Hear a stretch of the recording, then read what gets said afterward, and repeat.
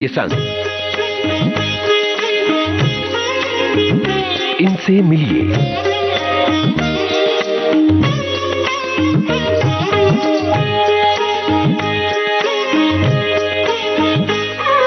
इनसे मिलिए कार्यक्रम में सभी सुनने वालों का स्वागत है। एक उद्योगपति, एक भरा पूरा संसार, लेकिन उन्हें है पूरी दुनिया से सरोकार। वो अपनी दुनिया को बेहतर बनाना चाहते हैं। जाने माने समाजसेवी डॉक्टर अनिल काशी मुरारका से एक मुलाकात आपसे बातचीत की है यूनुस खान ने। आइए आज सुनते हैं इस बातचीत का पहला भाग। अपने लिए जिए तो क्या जिए, तू जिए दिल जमाने के लिए। दोस्तों नमस्कार। विविध भारती के स्टूडियो में इस समय हमारे साथ हैं डॉक्टर अनिल मुरारका, जो एक जाने माने उद्योगपति और समाजसेवी हैं। अनिल जी, बहुत बहुत स्वागत आपका। आभार आपका। अनिल जी, आप किस तरह के उद्योग में हैं, सबसे पहले ये बात करते हैं और उसके बाद जो समाज सेवा की आपकी बातें हैं और आपकी मुहिम है उस पर आते हैं। मैं बहुत छोटा सा काम करता हूँ। टेक्सटाइल केमिकल्स बनाते हैं जो जी। कपड़े पे लगते हैं। हम और आप जो भी आज कपड़ा पहनते हैं, वो जब तक ये केमिकल्स के साथ वो कपड़ा प्रोसेस नहीं होता है, तब तक वो केमिकल्स के बिना वो कपड़ा आगे नहीं बढ़ता है। जी। जितनी आज टेक्सटाइल मिलें हैं जो कपड़ा बना रही हैं, उन्हीं में हम सप्लाई चेन है हमारी, और कोशिश करते हैं कि आज जो हमारी भारत माता हैं उनको दिमाग में रखते हुए जो भी ग्रीन एनवायरनमेंट पे, ग्रीन केमिस्ट्री पे काम हो सकता है वो करते चलते हैं। जी, इसके साथ आप समाज के लिए बहुत कुछ करते हैं। एक एम्पल मिशन आपने बनाया है। मुझे इसके बारे में बताइए कि ये ख्याल कैसे आया और ये जो मिशन है क्या काम कर रहा है। जब मैं कॉलेज में था, उन दिनों को अगर मैं याद करूं, बड़ी कठिनाइयाँ फेस करते थे। कॉलेज का एक तो जनरल सेक्रेटरी होना और फिर कॉलेज के लिए कुछ न कुछ कल्चरल प्रोग्राम्स करना, वो सब हमारे फॉर्मेट में आता था। उन दिनों फाइनेंस की बड़ी तकलीफ होती थी। किसी से पैसा मांगने जाओ, कोई जल्दी पैसा देता नहीं था। और दुर्भाग्यपूर्ण, मैंने कैसे भी उस चीज़ से अपने आप को बाहर निकाला। 3 साल में जीएस रहा कॉलेज का। जी। लेकिन उन दिनों एक दिमाग में कहीं ना कहीं घर बन गया कि अगर मैं कभी जिंदगी में सक्षम हुआ तो यूथ को प्रमोट जरूर करूंगा। जब बिजनेस में घुसा बाबूजी के साथ में, तब एक पल ऐसा आया कि यार मुझे डेफिनेटली मेरी स्कूल और मेरी कॉलेज के लिए तो नक्की कुछ ना कुछ करना है। अच्छा। यहाँ से एक ट्रिगर हुआ। जी। एंड फिर वो कारवां चलता रहा। आज आपके सामने बैठा हूँ। आपने कहा एम्पल मिशन, क्योंकि मैं पहले छोटे छोटे काम करता था। मेरे बेटे ने मुझे गाइड किया वन फाइन डे, क्योंकि the youth of today is power centric. उसने कहा पापा आप जो भी कर रहे हो इसको अंडर वन रूफ करो। एक नाम दो उसको, ताकि लोगों को समझ में आए कि अगर अनिल मुरारका कुछ कर सकता है तो ऐसे काफी लोग सक्षम हैं। क्यों ना वो भी आपको देख के इंस्पायर हो और कुछ करें। इस तरीके की थॉट थी। ईश्वर की कृपा से, माँ बाप के आशीर्वाद से आज बढ़ा रहे आगे। जी। एम्पल मिशन किन किन चीजों पर जोर दे रहा है? मैंने जो कुछ जाना है उसके हिसाब से आप युवाओं को लेकर भी काम करते हैं, उसके अलावा स्वास्थ्य को लेकर भी काम करते हैं और शिक्षा को भी लेकर डिफरेंट प्लेटफॉर्म्स हैं। जी। लोग मुझे अक्सर कहते हैं कि अनिल तुमको एक या दो चीज पकड़ के आगे चलनी चाहिए। अपनी अपनी सोच है। मेरा ये मानना है कि हमारे देश में अलग अलग किस्म की कठिनाइयां हैं, और मैं आपको ईमानदारी से कहूं, अगर एक जीवन भी हम पूरा निछावर कर देंगे ना, तो भी तकलीफें देश में खत्म नहीं होगी। इसके लिए we get into a platform जहां हम वर्सेटाइल कुछ ना कुछ करते चलते हैं। जी। हम सड़कों पे गड्ढे भरते हैं। अच्छा। लोग हमारे पे हंसते थे, पहले हमको गालियां देते थे लोग कि यार ये क्या, तुम ट्रैफिक न्यूसेंस कर रहे हो।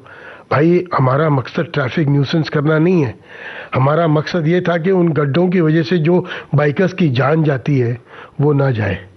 कहीं ना कहीं दिमाग में बैठ गया था कि अगर हमारी वजह से कोई एक बाइकर की भी जान बच सकती है, वो क्यों नहीं करें। हर शनिवार और रविवार को मानसून में प्रिसाइजली हम गड्ढे भरते हैं सड़कों पे। रैम्प्स मैंडेटरी है, मगर कहीं ना कहीं सरकार सब जगह नहीं पहुंच सकती है, तो हम स्कूल्स में, कॉलेजेस में जहाँ जहाँ रैंप ज़रूरी है वो हम रैंप बनाते हैं, ताकि शारीरिक रूप से जो अक्षम लोग हैं उनको कोई तकलीफ ना हो। जी। फिर आप बात करें, जैसे हमारे आदरणीय प्रधानमंत्री जी का सपना है स्वच्छ भारत का, उसी थॉट पे हम स्कूल्स में, झुग्गियों में, झोपड़ों में जा जाके यूथ को प्रिसाइजली जागरूकता करवाते हैं कि भाई हाथों की सफाई करना कितना ज़रूरी है। क्योंकि अगर हम उन्हें जगह पाएंगे ना तो अपने माँ बाप को वो अपने आप सिखा देंगे। और कुछ नहीं करते, क्लासेस लेते हैं कि भाई आपको सफाई करना बिल्कुल इम्पोर्टेंट है।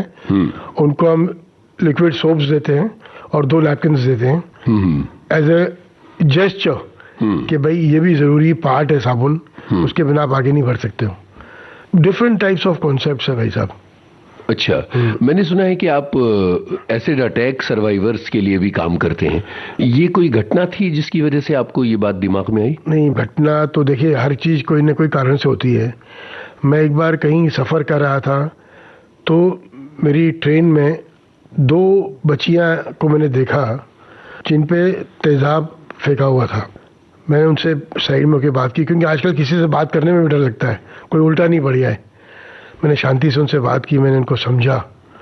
तो जब उनकी तकलीफ़ें मैंने सुनी, मुझे कहीं ऐसा महसूस हुआ कि अगर हम इनके लिए भी कुछ कर सकते हैं तो हमें करना चाहिए। क्या होता है, कुछ ऐसे लोग हैं जो उन बहनों पे जब तेज़ाब फेंकते हैं तो उनको लगता है उन्होंने इनकी ज़िंदगी ख़त्म कर दी है। मैं कहता हूँ वो जो जज्बा उन लड़कियों में है ना कुछ कर गुजरने का, सलाम करता हूँ, उसको नमन करता हूँ मैं। जो उस जज्बे को देख के हमने प्रण लिया कि भाई इनको हम कोई ना कोई तरीके से हम मदद करते चलें ताकि वो सेल्फ कंटेंटेड हो जाए, अपनी ज़िंदगी खुद बसर कर सकें, 2 पैसा अपने लेवल पे कमा सकें। इस तरीके से अलग अलग मुहिम उनके साथ करते रहते हैं भाई साहब। जी, ये काम सिर्फ बॉम्बे में हो रहा है? आपके इस काम का दायरा राज्य है या पूरा देश है? उम्मीद करता हूँ पूरा देश आगे और फैलाऊँ इस काम को। अभी फ़िलहाल डेफिनेटली महाराष्ट्र में कर रहा हूँ, कुछ काम अभी हमने यूपी में भी किया है, कुछ काम बिहार में किया है। कोशिश करें कि जहाँ जहाँ पहुँच सकते हैं वहाँ पहुँचें। जी, यूपी और बिहार की तरफ कैसे बढ़ गए आप?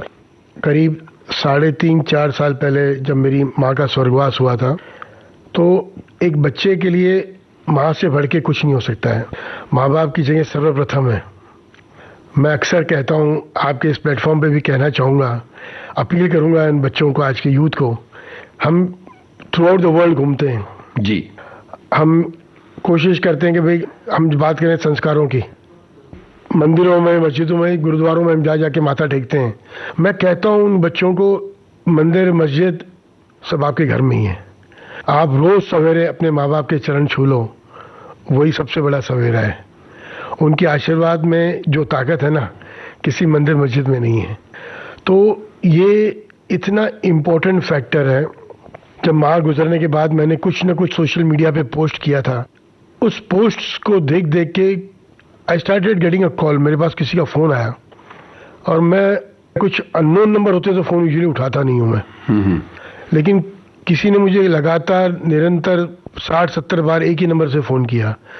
तो जब अपने जो हिंदू के संस्कारों में कि 12-13 दिन की पूजा के बाद में स्वर्गवास के बाद माँ का, जब मैं दफ्तर पहुँचा तो मैंने मेरे सेक्रेटरी को कहा, बोला इस नंबर से मेरे पास बार बार फ़ोन आ रहा है, इसको कनेक्ट करो ज़रा। मैंने जब उधर बात की तो वो फ़ोन बिहार से था। जो उन्होंने मुझे बात बताई, मेरे रोंगटे खड़े हो गए। उन्होंने कहा, मुनारका जी, आपने एक स्मशान भूमि मुंबई में बनाई है, गोरेगांव ईस्ट में, जिसका नाम है शिवधाम। ऐसे ही हम चाहते हैं कुछ आप बिहार के लिए करें। डिस्ट्रिक्ट मुंगेर से फ़ोन था ये। भाई साहब, मैंने तुरंत मेरी ऑफिस से एक लड़के को भेजा जगह को समझने के लिए, क्योंकि आज कोई आपको फ़ोन करता है, आप किस पे भरोसा करोगे। तो जब मेरा आदमी वहाँ पहुँचा, उसने पूरा मुआयना किया, देखा, उसने कहा सर ये बहुत जेन्युइन प्रॉब्लम है, हमें इसके लिए कुछ करना चाहिए, अगर हम कर सकते हैं तो करना चाहिए। आप मानो नहीं मानो, मैंने 1 मिनट नहीं लगाई, मैंने बोला उनको कंफर्म करो, अपन इसमें आगे बढ़ते हैं। करीब 2 साल पहले वहाँ पर एक स्मशान भूमि का निर्माण कर पाए, जो माता जी के हमने समर्पित की है।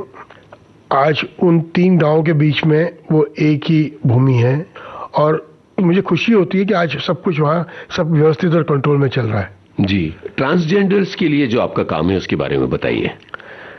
एक थॉट है इक्वालिटी। आज मैं मेरी सोसाइटी का चेयरमैन हूँ, मेरे पास भी कोई अगर एप्लीकेशन आता है कोई ट्रांसजेंडर का, किसी किन्नर का, कि उनको जहाँ जगह चाहिए रेंट पे, तो मैं अगर चाहूँ भी तो भी मैं नहीं कर सकता, क्योंकि आज हम मेरे साथ कमेटी मेंबर्स हैं काफ़ी, मुझे सबकी परमिशन लेनी पड़ती है, सबका माइंडसेट देखना पड़ता है। ये कहीं दिमाग में था यार इनको भी आज समाज में इक्वल राइट्स मिलने चाहिए, इस पे हमें कुछ करना चाहिए, ज़रूरी है बहुत करना। तो अब क्या करें आप, मैं एक साधारण आदमी हूँ, आप अकेले क्या कर सकते हो। तो मैं महामंडलेश्वर लक्ष्मी त्रिपाठी माँ, उनको मिला मैं, उन्होंने कहा अनिल कुछ करो, सोचो इस बारे में, रियली बहुत कुछ कर सकते हो चाहो तो। सबसे बढ़िया माध्यम मैंने सोचा इसके बारे में वो था fashion show. Times of India हर 3-4 महीने में एक फैशन शो करता है, मैंने इन्हीं बहनों को लेके फैशन शो शुरू किया। मेरे को आज भी वो गूज बम्स आते हैं, वो खौफ में जो इस टाइम उसमें गुजर रहा था कि कहीं मुझे लोग गलत ना समझे, मिसअंडरस्टैंड ना करें। लेकिन आप यकीन मानो जो सुकून मुझे मिला कि लोग फैशन शोज करते हैं कुछ सेलिब्रिटी फेसेस को लेके, हमने फैशन शो शुरू किया और अंत भी उसको किया with transgenders. It was history created. और जो वहाँ ये पल था, मुझे जब ये कर रहा था मुझे इतना तो पता चला किसी से कि ये हिंदुस्तान में पहली बार हो रहा है। लेकिन जब वो कंक्लूड हुआ तो मुझे मीडिया वालों ने बताया कि ये हिंदुस्तान में नहीं, अक्रॉस द वर्ल्ड ये पहली बार हुआ है। बिल्कुल, बहुत बड़ी बात है ये। और क्या क्या उनके लिए प्रयास किए जा रहे हैं? हर चीज डिस्कस करने की नहीं होती है, बट कोशिश पूरी कर रहे हैं कि हमारे इस देश में उन्हें पूरे समाज में इक्वल राइट्स पक्का मिले। आप अपने कामों में, अपने उद्योग में इतने ज्यादा व्यस्त रहते हैं, इसके बीच में ये सारी गतिविधियां करने के लिए किस तरह से आप समय निकालते हैं? भाई साहब, मैं शुक्रिया कहूँगा मेरे बीवी को, मेरे बच्चों को, कि वो मुझे पूरा कोऑपरेट करते हैं, समय देते हैं मुझे। क्योंकि भाई साहब व्यस्त तो आज हमारे प्रधानमंत्री से व्यस्त ज़्यादा कोई नहीं है, तो भी वो हर चीज़ के लिए समय निकालते हैं। आप सोचिए इतनी बारीकियों से वो एक एक चीज़ को लेते हैं और आगे बढ़ते हैं। प्रेरणा स्वरूप है आज वो। आज अगर वो इस लेवल पे बैठ के इतना कुछ कर सकते हैं, हम और आप क्या हैं? कुछ नहीं है। तो एक मुहिम कर लेना चाहिए हमें सबको कि जो भी हम देश के हित में कुछ काम कर सकते हैं वो हमें जरूर करना चाहिए। नथिंग इज इम्पॉसिबल, ये जो वर्ड है ना इम्पॉसिबल, वो खुद कहता है आई एम पॉसिबल। क्या बात है अनिल जी, यहाँ आपकी पसंद का एक गाना सुनते हैं, तो बताइए कौन सा गाना होगा? अपने लिए जिए तो क्या जिए। क्या बात है, ये गाना सुनते हैं। अपने लिए जिए तो क्या जिए, अपने लिए जिए तो क्या जिए, तू जिए दिल जमाने के लिए, अपने लिए जिए तो क्या जिए। ये था जाने-माने उद्योगपति और समाजसेवी डॉक्टर अनिल काशी मुरारका से यूनुस खान की बातचीत का पहला भाग। रिकॉर्डिंग इंजीनियर किरण बंग, संकलन सहयोग रीमा जोशी का।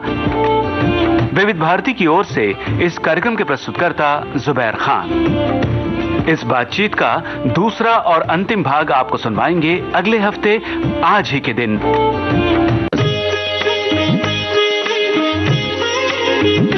इनसे मिलिए।